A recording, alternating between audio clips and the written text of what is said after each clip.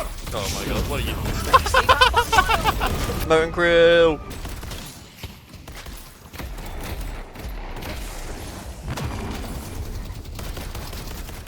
Oh, nearly.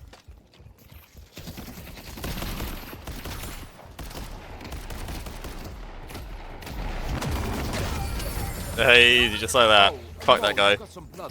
So, because this is quite a short game, I thought what I'd do is show you a bit more of the laning phase this time. So it starts off, I really killed the pocket, and as Mo Krill, if you have an advantage, it's really strong for you because it's something you can push. You're quite an impressive character, and you really enjoy being ahead. So I thought I'd run you down through some of my decision making, so I play the game.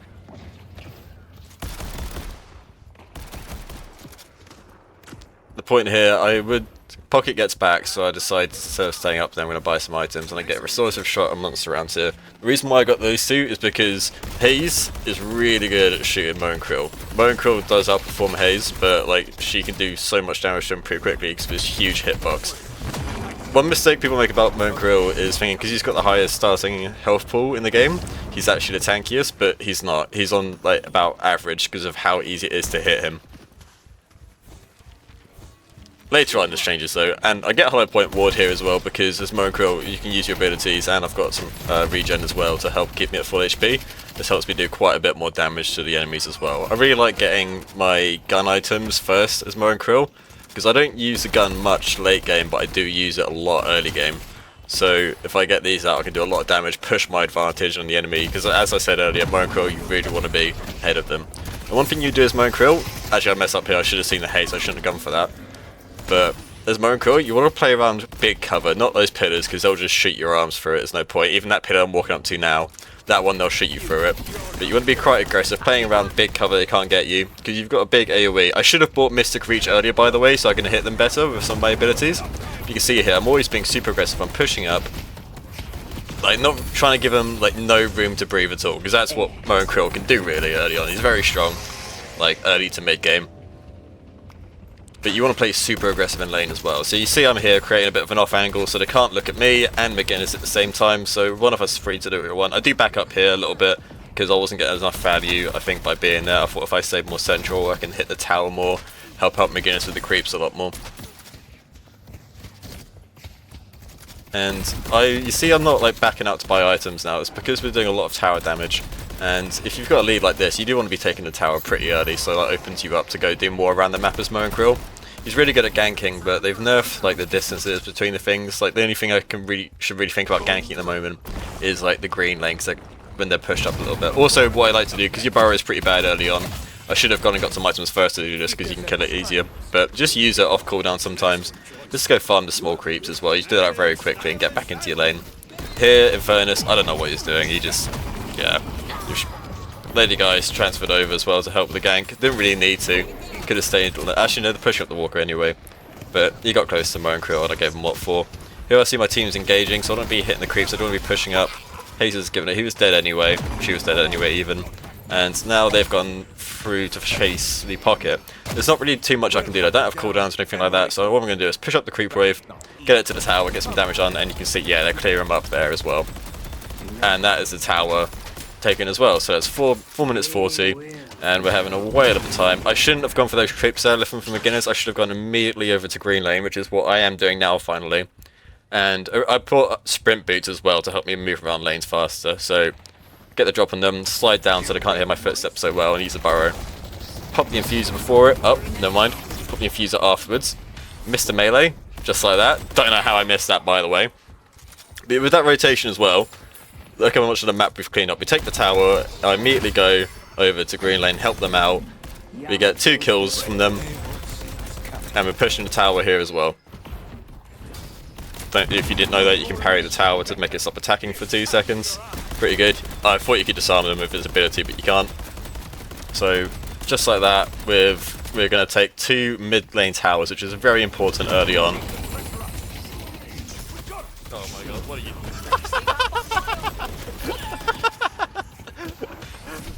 I think that's a little bit overkill.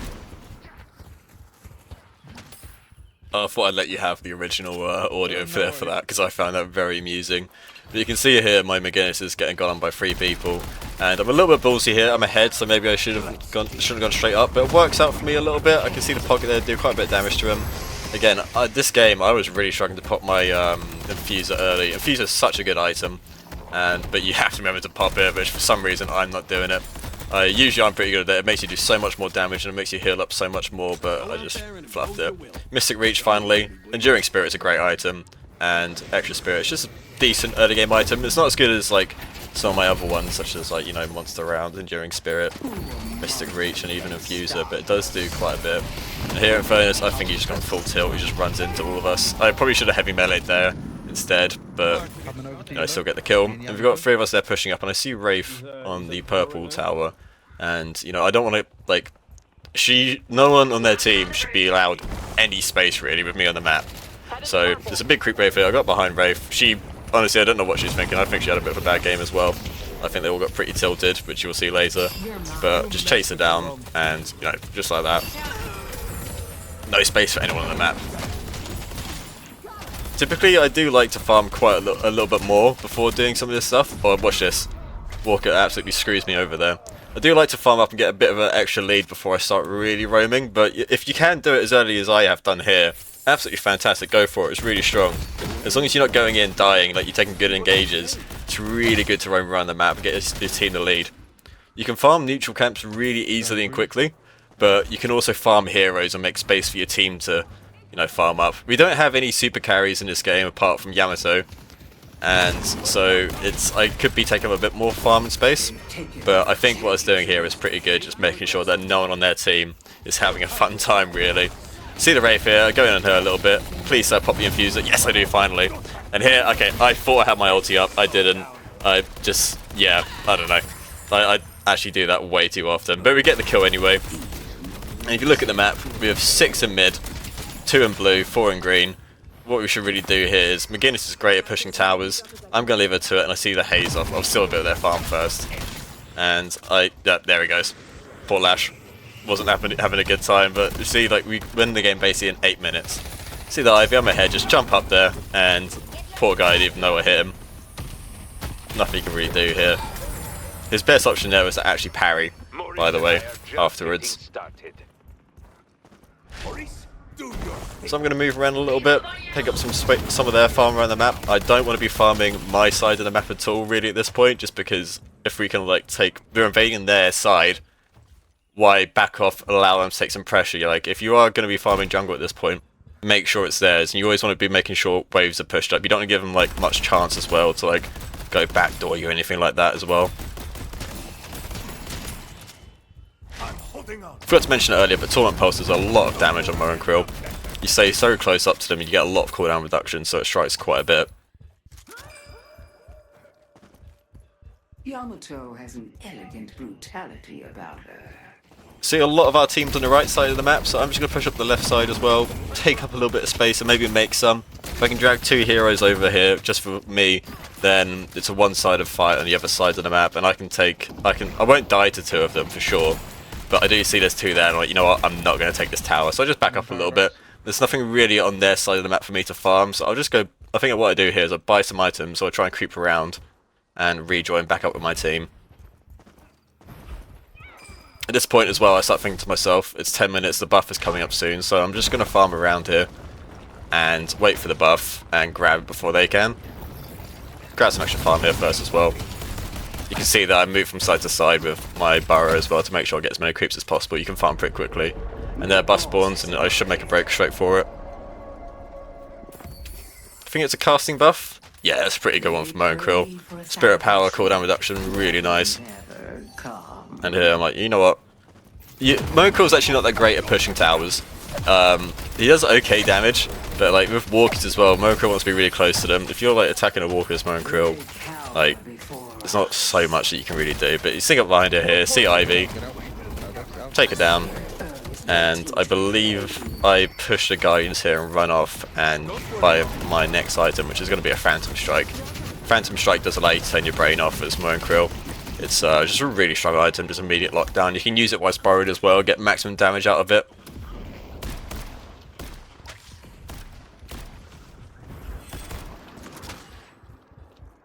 Yeah, so here I'm going to go buy the Phantom Strike. Really good item. It doesn't do as much damage as escalating exposure, but I'm so early on, like I can pretty much just kill anyone that I get on top of. And that's the plan here. See the Wraith, Phantom Strike, not having fun. I didn't even need to Phantom Strike that, I just put it on cooldown for no real reason, but Phantom Strike is a shockingly small cooldown. It's like, what is it? Is it like 20 seconds? I don't think I've got any cooldown reduction at the moment either on Mo Krill. It's just a super good item. Oh yeah, here haze it. Really a problem for Mo Krill. A good Mo Krill will pretty much always be beating a good haze until it's like super late game, so I just chase it down here with no safety concerns. Trolled by the Phantom Strike. Luckily the Torment Pulse catches the haze. I'm greedy, so I go for the balls always. And I see my team is starting to go here, so I'll pop my fuse and run up there, smack around a little bit. And the team should be able to clear up the Ivy, so I'm going to go to the back line here. Go for the Infernus. Ivy does actually get away by a skin of his teeth, and what I'm doing here is I'm waiting around with my Phantom Strike, see if she's going to fly out at all, chuck a Kudzu bomb out and like a Phantom Strike her and just use my one and kill her, but she doesn't. So we're going to clean up, the team's going to clean up the pocket that was way too deep.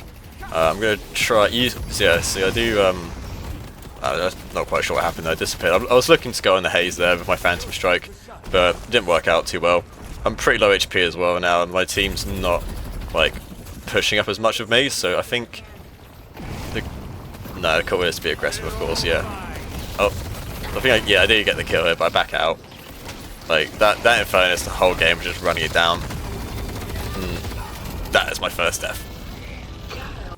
I'm going straight back into the action here. If I'm ahead like this, there's no reason why I shouldn't be. See the pocket there, I'm just going to go do some damage to him basically. Again, they're overextending way too much against a Mo Krill.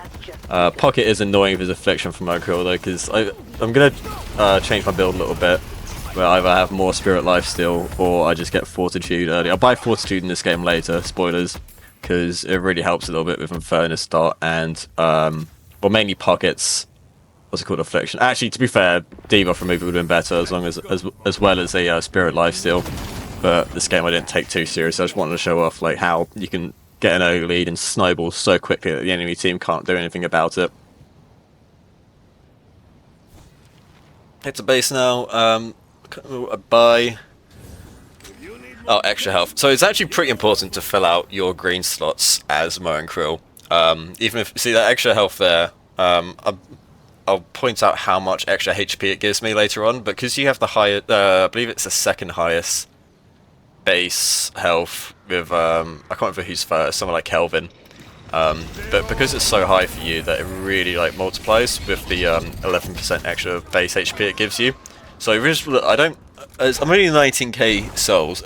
I am really far ahead, but like, and I have a level 4 Phantom Strike, but even without that, like it's only an extra, was it 9% over a level 1 item, so I'm just so tanky as well, and I've got quite a bit of damage.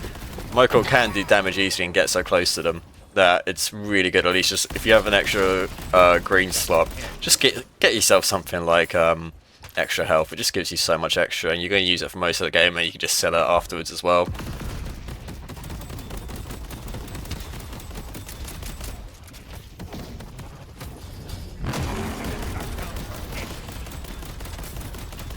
Here, just pushing the base in. Just basically got to follow the team around, see what they're doing, see if you get any Burrow Strike, Phantom Strike kills. I've itemized more for damage in this as well, by the way, so it's not the build I'd usually go. Just take that, disrupt him a little bit. If Furnace jumps me, just use my disarm. Not too fast, but I am taking quite a bit of damage, so I do think here what I do is I back out and I grab the Fortitude that I was talking about earlier.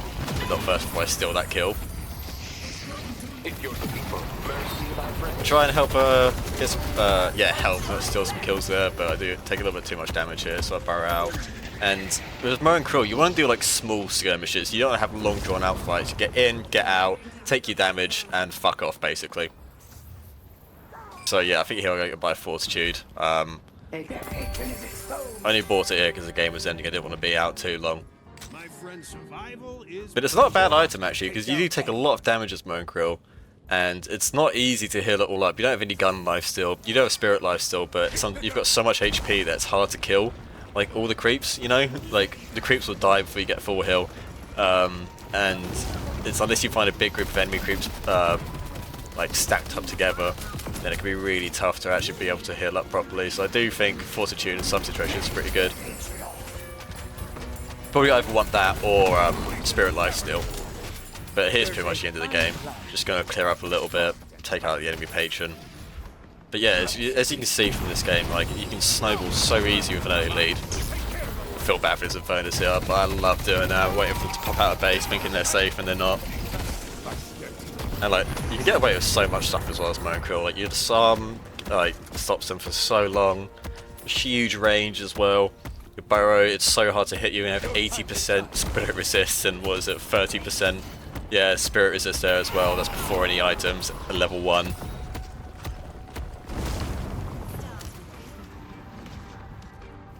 Yeah, that's gonna be it. Alright, see the big creeps here. Look how much I heal out of that. What is it? 446 it looks like I healed out from that. Just from that group of creeps. Watching the Yamato go in there, see if he gets a kill in it. And that'll be game. Alrighty guys, thanks very much for watching.